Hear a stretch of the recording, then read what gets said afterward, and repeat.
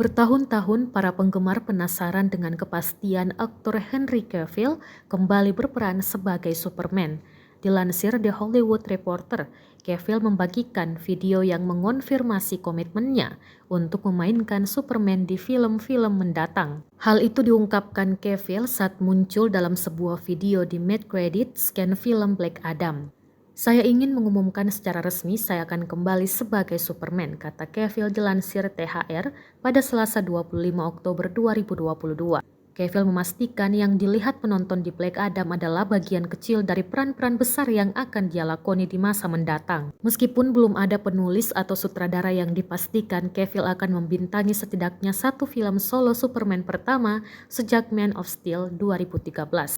Kembalinya Cavill terasa sangat layak untuk dinantikan, mengingat DC Films baru mengalami perombakan besar di bawah bos film Warner Bros. Yang baru, yakni Michael De Luca dan Pamela Abdi.